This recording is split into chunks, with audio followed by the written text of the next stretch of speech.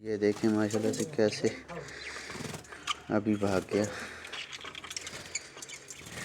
ये देखें, ये अभी मैं चिप्स भी दिखा देता हूँ आप लोगों को। आज नया नया दिखता है माशाल्लाह से। और ये देखें मेल बैठी हुई है माशाल्लाह से। एक चीक्स निकला है, ठीक है, बाकी 9 अंडे पड़े हैं, ठीक है। दूसरे माशाल्लाह से भी चीक्स तो अगली वीडियो में आपको बताऊंगा, ठीक है। ये अभी पालक डाली है मैंने, ठीक है।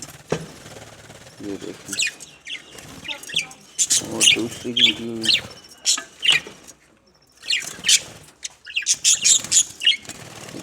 बार बार फीमेल आ रही है इसे चोग देने के लिए, ठीक है। ये देखो,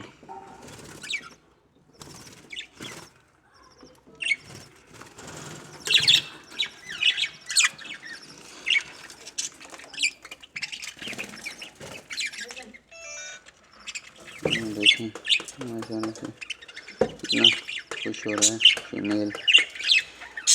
ये सिर्फ पालक की वजह से हम नहीं खा रहे। चलो मैं अगली वीडियो में आपको बताऊंगा कैसे इनको मिक्स करके डालनी है, ठीक है। ओके, अल्लाह हाफिज़। मेरे चैनल को लाइक और बेल आइकन को दबाएं। ओके।